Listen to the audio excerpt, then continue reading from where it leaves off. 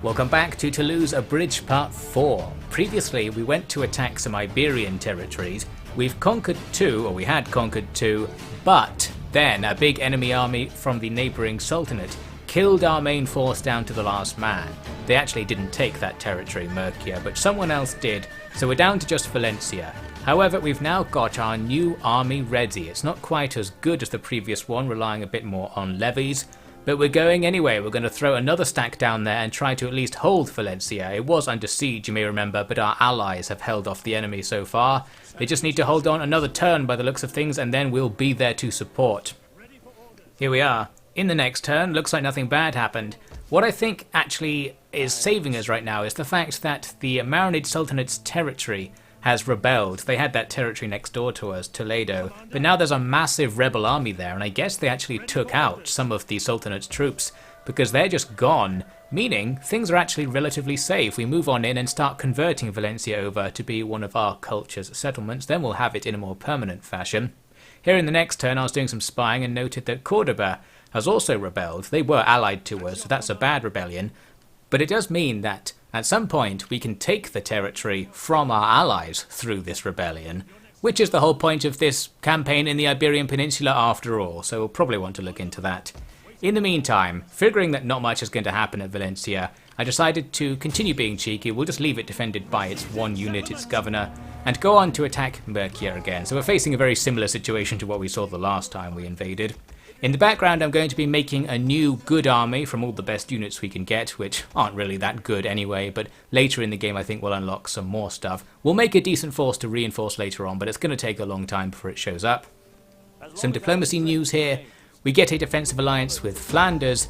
Combined with our alliance with England, our home front is now super secure, so we can continue pouring everything into this Iberian war pretty safely. After 2 turns of siege and not much happening, I decided to come back to Murcia and just make this attack. The balance bar isn't really good enough for me to auto-resolve that and have losses that I'm comfortable with, so I thought I'll take it in manually and try to do this nice and easy. I was thinking we could easily rout half the enemy army with it being light archers and slingers in order to make this battle go smoothly, but it didn't really work out. I started off trying to just use my crossbows to shoot these archers, but they can just tank the crossbow bolts by the looks of things, plus they're on the wall, so many of your bolts hit the little thing in front and don't count. Overall then I ended up giving up on that strategy I think and just running at the wall, which is perfectly fine for a siege strategy. We've got a good little fight here. Some spears were trying to defend against my first ladder, but they moved away to fight against the guys arriving on a second ladder, and then they started walking backwards and forwards between the 2 points, and as you may know, in Attila, units that have movement orders don't have combat stats or something. It works very strangely in this game in particular. So while they're moving, they just lose men really rapidly, and we easily take that part of the wall. Then those units can come over to help with the main fight going on around the gatehouse. Also, we're capturing the plaza here to get a morale bonus. I'm going to carefully micro this unit to keep it out of range of the enemy's towers, out of line of sight that is, and of the enemy slingers. As long as the corner of the unit is on the capture point, we'll still be taking it and going towards that morale buff. We overpower the enemies defending the wall near the gatehouse, and we open the gate with a ram. Now all of our medium cav can get into the action. I wanted to charge through and go and just quickly annihilate all the slingers and archers that are around the place. However, an enemy unit stuck in the gateway ended up blocking all of my cavs. It took me a while to get in, long enough that my melee units went and attacked the enemy range stuff instead, and we're trying to capture this gatehouse. We're taking pretty heavy losses though, and the enemy aren't really. The enemy's slingers and archers are actually quite good in melee. I think I hinted at this before. You can see my sword unit in the unit bar at the bottom is actually losing fighting against those archers. There they are down by the wall towards the bottom of the screen. They just can't do it for some reason, and I'm going to take a closer look at that in one of the upcoming battles where I eventually started comparing unit stats to work out why this is happening. But for now I'm just sitting here confused, like how come all my cav and infantry can't take out this light archer garrison unit? Anyway, that aside, we have such an overwhelming advantage that we just go on and win the battle. I send all my spears to kill the enemy governor who was just sitting on the capture point. That's the end of that. Decisive victory. Lost a couple of hundred men. I don't really know if that was better than auto-resolving. As a general rule, auto-resolving is a good idea because you get losses really evenly spread and it's easy to replenish them back. But there we have it. We're filming the campaign. It's nice to actually attempt to play the game sometimes. Now this territory is trashed. It's got disease and it's all really damaged, and immediately I'm like, maybe I'll just go over here and take the next territory instead, rather than try to defend this place or build it back up while we convert it to our culture. We could always just leave anyway if it's not going to be attacked. But in this case there is the real risk of it being attacked because of Palma here. This little enemy force could just sail out and attack the docks, because with port settlements you don't need to siege them to attack them from the sea. If we walk away we could just instantly lose the settlement again. So I was thinking maybe we should actually try and get a second army of some kind so that we can have a little group to move in and be our garrison. I can reinstate a legacy here to make a somewhat good potential army, but in terms of units we're limited. The only thing I can recruit are these special holy units that come from our military ordered church or something that I built here. We've got several options, but I think they're all kind of the same thing. Basically it's some heavy cav and there's some dismounted heavy inf as well. In the end I ended up not recruiting any of these units, and I think you can only recruit one anyway, so I can't like put a stack together with these good units. I actually moved that general down towards Murcia in a second in order to help defend. Here's some interesting news, or some bad news really. We failed another mission. I had a mission to make Murcia be majority Christian. The fact I wasn't here for most of the duration of the mission probably didn't help with that. Now the Pope really doesn't like us. We're getting -6 public order due to Christianity because of that. And that's actually quite a big deal. That's a relatively large debuff to have, especially with our core territory being 100% Christian. So we're going to have to just live with that and perhaps at some point make the Pope like us. Now I thought, well, I'm going to go for this. I'm going to move out with my army. I wanted to put a fleet there to defend the ports. In the end, as I said, I moved the guy from Valencia down, so I've got one unit defending Murcia. Everything else will come over here to attack Granada. The garrison is a little bit stronger than the one we just faced, but otherwise, similar sort of situation. This time I'm going to go siege towers instead of ladders for my main siege equipment. This makes things take longer, or means you have less equipment if you only siege a couple of turns, but I wanted to try it out basically. Here we are in the next turn. Luckily the enemy didn't attack. If they attacked with like 3 units they could probably take Murcia. And here's some nice news from Valencia. We finished the conversion. It's a conversion to a fort type settlement chain as well, which gives it a massive garrison army. So we're probably secure there. This gives me a much better feeling about what's going on. Here's a glimpse at the economy back home. I have been gradually upgrading things, especially the main settlement chains, but not really talking about that. It is happening in case you were wondering. The other thing that's happening is our ongoing political crisis. I'm still trying to make everyone else less famous. We have like no control and no dominion. As far as I know, the only way to get control is to spend your dominion by doing a political action, which means overall your dynasty doesn't gain any power. So I don't really know how to get out of the situation. It's happened to me in a lot of Attila campaigns and I've never dealt with it. I usually just ignore it entirely. But in this case the integrity problem is actually a bother, so I wanted to solve it. Advice in the comments, please, and well, perhaps I'll work out how to solve it myself, or just live with it, which is what we're doing so far. That Palma army is getting bigger, and I was really worried that they could just come and take Murcia whenever they want. I'm just surprised they haven't done so already. Maybe the AI doesn't have line of sight or something like that. And because of that, I'm going to go into this Granada attack with minimal siege equipment. I think we only have 2 turns worth of built stuff here, which amounts to not very much with the siege towers route. But we really need to get this army mobile again in case we need to bring it back. So we're going to go for it right now. Interestingly, the enemy Caliph is on the field, their faction leader added as a governor, so a chance to take him down here as well. As things started, I thought actually we could be in trouble. They have a Bastion catapult. That thing could take out my siege towers. Then we'd find it very difficult to actually break our way in. Strangely, it seemed to be firing in the wrong direction, and upon closer inspection, I realised it's not firing at all, it's glitching out. Aha, we are in luck. The Bastion catapults just don't work for whatever reason, so we're safe to advance up the siege towers. As I got close, the enemy slingers started attacking my siege tower. And here's a time when you are lucky that I bothered to edit my videos, because I thought, wait a second, we can just stop the siege towers right here before we get into range of the enemy's defensive tower that could set us on fire, because the slings won't do anything. We can just sit here and bait out all of their ammo so they can't kill us once we're a bit closer or later on sometime. This will take a while, and it's not completely safe because for unknown reasons there are windows on the front of our siege towers, so the slings can occasionally hit your guys. Also, when they're missing us, they're sometimes hitting the guys in the background and getting the odd kill. So we lose some troops standing around doing nothing, but not very many. And it avoids the risk of the slingers like killing hundreds of people by shooting into your flank at point blank range once you're inside the settlement.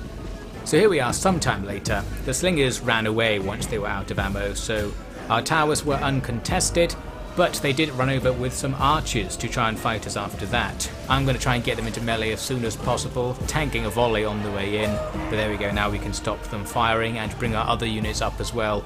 We're going to have everything go in through these towers and leave our rams just as distractions elsewhere, basically. It came down to a fight with these archers, and it was another case like in the previous battle where my swords are really struggling to take down the light archers. You'd think like our armoured swordsmen would be the direct counter to a light ranged unit like this, but apparently not. Even fighting on two sides they're surviving, and this is when I finally looked at the numbers on some of these units.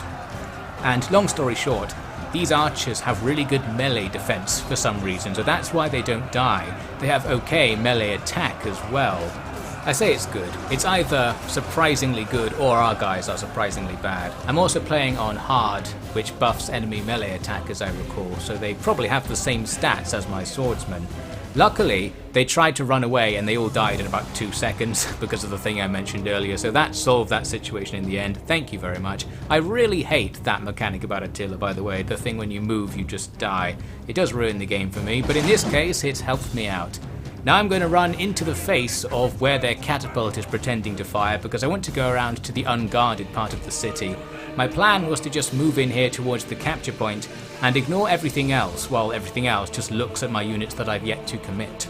I also wish to do another experiment while I was here. I decided to go capture this point, and it says you get a battlefield-wide morale bonus for capturing it. So by taking it and taking it away from the enemy, I wanted to see if I got any more morale or if the enemy's morale went down. You can mouse over the morale here to see what's currently affecting it, and the result of this experiment is that those capture points do not do anything. I thought that plus 10 in the enemy's other was because they controlled 2 capture points and they had 2 plus 5s or something. But no, they still have it after the capture and we don't get it. So maybe it doesn't do anything. I know it didn't do anything in Rome 2. If anyone happens to know how that actually works, let me know, or if they know it definitely doesn't work, which appears to be the case. Back to the action then. What I was doing was securing all of the routes towards the victory point, and then once we're ready, I'm going to try and take the victory point basically. We need to get those routes secure first, because the AI might not be very happy about me doing this and I might have to fight everything. But if we can just hold the enemy off without dying for sufficiently long, we can then win on victory points without having too much of a fight, and we'll try to keep stuff alive. That's the goal of this overall. And it works much better than I thought it did actually. We captured the point, we killed the enemy leader, and the enemy barely reacted at all. They sent 1 unit to go and check it out. So that's all fine in the end. I thought it was Rome 2 where you could do this and the enemy doesn't mind you capturing the victory point and then just loses without realizing, but I guess you can do it in Attila as well. So now we just sit here until the timer runs out. They are going to attack us with this 1 unit of swords, but we can easily stop them. Don't even really need to have all these routes blocked to pull this off. We could have done this battle with like 3 units or something. I would say comparing the stats again, looks like the enemy sword unit is similar to mine, a bit worse, but playing on hard probably makes them a bit better or something. Who knows? We do win then, in the end. No reaction from any of the other enemy units. Thank you very much. This result is really good. We lost less than 50 men, wiped out the enemy army, killed their faction leader, and the settlements at our mercy. Now in this case, I was thinking I might not stay here, I might just leave immediately. And that makes the loot and sack options potentially worth considering. Normally they're always bad ideas, and it's bad that the AI ever goes for them. But in this case I thought I'm going to loot it. Looting it's bad because it costs way more to repair the town than you get from looting it, so generally it just hurts you more than anything. But if we never repair the buildings and just leave and let the AI take it back or something and they can repair it, maybe in that case it's a good idea. Clearly I've gone for it, so we need to try and do something with this. I've started getting into executing the deserters recently. I realised that with this integrity thing, We need to just execute everyone left, right and centre. I don't think there's any penalty for doing so. At least it's not made obvious if there is one. So we'll just keep killing people and that will keep everyone in line. It was a chance to get a nice alliance with Portugal, who will probably help us out here on the peninsula. But we're not going to do it for free. If they want it, they can pay for it. So we just find a price they'll accept and bag this. Then of course we hope that they rebel so we can eventually take their territory. But for now, they can be on our side.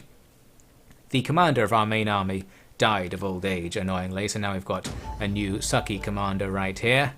I chose this guy specifically because he has a trait that improves integrity, although here you can see I'm checking it and it clearly hasn't improved it very much. I think it's because he has low authority or something. One of the main stats also reduces your integrity if it's below 3 or 4, something like that. So he needs to be high level to not have everyone mutiny. So we better find some fights for him to be in. As for what I was going to do, I spent a long time thinking, should I cheekily attack or should I safely defend? And while looking around, I noticed that Norway are up and at 'em over here in Algiers. Norway have moved in. I think Norway actually start the campaign as a horde faction, so they don't have any territory. So I guess they sailed around down here to Africa, their natural homeland, and just took over this place. So there we go. Since they're on our side, quote unquote, they're also a Christian faction, we can ally to them, etc., get some good deals, steal some of their cash, all very handy. Eventually I did decide to go for the safe option here. We're going to abandon Granada, since we don't really mind what happens to it now that we've wrecked it, and we'll defend Murcia for the actually just one more turn we need to get the garrison going there. I also realised that we can go back to Valencia with a general and start recruiting regular units now that the conversion is done. That unlocks the recruitment of base units. We can grab spear sergeants, regular sergeants and some crossbows, as well as some good units. We can get mounted and dismounted chevalier here because of the settlement type, so that's a very nice thing to grab if we can. At the start of the next turn, it looks like that army I was worried about is actually going north to perhaps make a port assault up there. So I was thinking, well, shall we just swoop in and take Palma while they're not around? This is another fort type settlement, so it has a gigantic garrison. And here I was checking the stats and I realised their archers are actually pretty similar stat-wise to their medium melee infantry. I think the balancing is just slightly strange. Maybe the armour stat is meant to matter more in practice and our swords don't have armour piercing or something, so it just doesn't look like it. I don't really know. What I really hoped here was that I could get there in one turn and just suddenly move in and do a port assault. But no, we can't do that. So instead I'm going to move most of the way there and see what happens, basically. This, of course, gives the enemy a chance to go back if they want to. At the start of the next turn, we've lost Granada, so I guess that's good news. We've lost it to rebels, and that's handy, I suppose, because it's not the enemy faction, the Caliphate, so they don't get to use it. The rebels aren't going to make any good use of that. So it's just keeping it off the table for everyone, really, and we'll just come back to it another time. Unfortunately, the enemy army has gone back to Palma, so now making a port assault will be super risky. There is also the option though of landing and trying to do a regular siege. It actually says here that I can't do it. That little red arrow there seems to be suggesting I can't make a landing this turn. However, we can make a landing and we can start the siege this turn, so that's more like it. That's what I was trying to do. The situation isn't that good. You can see the enemy have a clear advantage. A full stack of garrison and a half stack of troops adds up to quite a lot, but we just siege them out to see what happens. My new main force recruited at Toulouse has now arrived on the front line. I'm bringing it down here towards Toledo and I realised the garrison of this town is basically nothing, so while there's a full stack guarding it, there's not much on top of that, and we can challenge them with our full stack, and there we go, the balance bar's pretty even. They've got a few special units like catapults right there, nothing too much to worry about. The interesting thing is that the settlement is only at 7% strength, and in Attila, settlement strength debuffs defending units, so I immediately thought we could make an attack here and actually get a potentially advantageous battle. So we set up for that, however we get sallied out against on Palma. This is what we wanted, I suppose, because now we have an easier field battle. The balance bar's no longer all that bad. I was going to do this in the next part, but because this part was basically just me complaining and not doing anything of any particularly decisive nature, let's look at this gigantic mess of a battle right now. We had some nice interesting terrain, a gigantic hill with a valley-ish bowl thing in the middle for me to form up in. Very nice. I'm setting up right here on my right flank for some cav maneuvers with the enemy cav apparently coming in. On the other side, we're facing issues because the enemy have horse archers and crossbowmen who are moving up, and they're going to outrange my front line, so we need to put our crossbows out to try and skirmish back with them. On our right here, we get that cav ambush I was going for. The enemy cav come over and fight mine, and I immediately flank attack with my general. That should give me a favourable engagement. Some spears are going over there as well. At the other end, my medium cav will take out those crossbows, however my crossbows are in trouble because that enemy wedge is very slowly moving up the hill towards us, and I saw it too late. We can't escape in time, we are going to lose a bunch of men to this. We want to just keep running though, we need to draw those guys onto the front of our spear wall where they'll be at a disadvantage. We've won on the right, so we set up now for some more flanking maneuvers with all of our cav and that one spear unit. There's a nice long line of range units for us to attack with a few melee things mixed in. A small melee fight is going on at our main position, but that's not going to last very long because this battle is going to degrade quite quickly, as you'll see.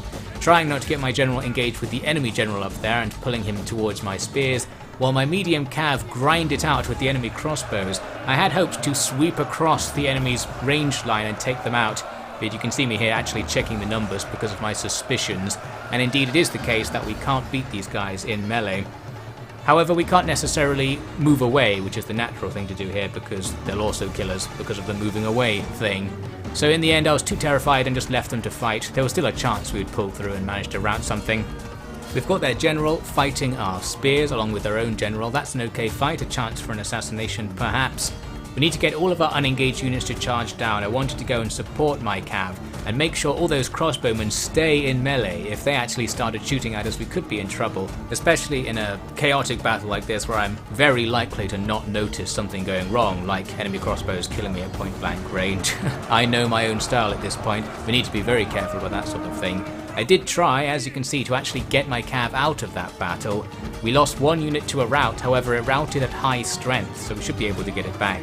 I'm going to try the other thing on the other side. We were less surrounded by the enemy here, so getting away is more plausible, but again we do suffer a rout. When you turn around it counts as a rear attack against you, so it's easy to rout, even if you don't lose many men as you escape. Now we're going to get those melees going with our melee units, just charge into the crossbows and try to kill them. And as the enemy's reinforcements roll in unit by unit from their garrison, this thing is going to degrade into a load of small fights all over the place. We got their general though, and that is always a big move in a fight like this. Who knows how many of these range units with low morale might just go away now that the general's not here as well. Well, it's time to find out. We need to run at them and try to get them to go away. There are so many. The enemy centre is just packed with slingers, crossbowmen, archers and horse archers. I tried to plough in with my medium cav again to see if we would get any results, and we didn't really. We managed to get a few kills, and the enemy's morale is certainly lower. We're seeing some wavering on units that are at high strength, but it's not enough to clear them out. Here I'm trying to advance on the enemy's archers and slingers using the shield wall thing. This buffs your missile block chance. I think it buffs it up to a total of about 50%. Is that better than just running at them faster with the formation off? I don't really know, but we're doing it this way by the looks of things. Probably some of these other units are doing it the other way. Who knows what the experimental results actually are in this mess though. The enemy's depth is a real problem because while we can get like the front line of the enemy's crossbows and slingers into melee, the ones behind just keep attacking and we take serious losses. Our spears aren't going to be enough to take out the enemy's ranged stuff. And I'm going to flee with my general as well because he's in trouble once the archers start shooting at him. We need to take out those pockets of resistance further up the hill. The enemy's advanced units are holding us back too much, while our advanced units are being annihilated by all of the enemy's ranged stuff shooting all over the place. I'm trying to do some ranged rear attacks myself with the crossbows, but those crossbows are probably getting shot quite a lot themselves at the same time. It was another case of me being like, please let my cav take out these slingers. And I was comparing the stats. It's not really going to happen by the looks of things. Our morale isn't there either, so we can't really take losses. Going to give up on that one, unfortunately. There are cases where the enemy's range units not dying seems more legitimate though, because they have several units of these Andalusian heavy crossbows who are like an armoured crossbow unit, like these guys right here in fact. So they're more plausibly holding out against us and delaying our attack. Pretty good stuff from the AI. I'm using my units very inefficiently in the way the AI usually does, in fact, just blobbing them around single targets and mostly not engaging much of what the enemy has. We need to try and do something about that, and that means it's running at them time. I didn't even do this very well. We really need to get our units spread out into a long line to not use so many engaging like one unit, as we're doing right there in that blob in the center. I think it's because I was expecting the enemy to just go away once I charged in with everything. But again, it's units like those heavy crossbows that are hard to dislodge, and our swords just sucking against the archers and slingers again. That's still an issue. I'm going to use my general here to try and get some more action going, while on the left side of the screen you can see much of the enemy army is distracted itself by shooting at this one unit of mine, so they've sacrificed themselves to buy me a little bit of breathing room. On the other side of the hill, 3 crossbow squads will try to take out those enemy archers. I'm going to pop the war cry at my general. That reduces enemy morale in an area. I think it reduces it by 1, which for units with base like 30 morale is quite meaningless, but perhaps coincidentally everything shatters at the same time, so maybe that was the tipping point. Once they're gone, the balance bar is finally in our favour and we can start rushing forward to try and engage everything else. I checked in on the crossbowmen to see how they were doing, or what they were doing more specifically. The answer to that is not all that much. They are sometimes looking like they're trying to attack the enemy. They're also reforming here, which is probably messing it up. I think maybe they killed some archers while getting killed themselves quite a lot. Overall, still disappointed in the crossbowmen, as I was before. Now you can see I've got things more organised. A nice long thin line, charging in unison towards the enemy skirmishers. This is more effective, we're more organised now.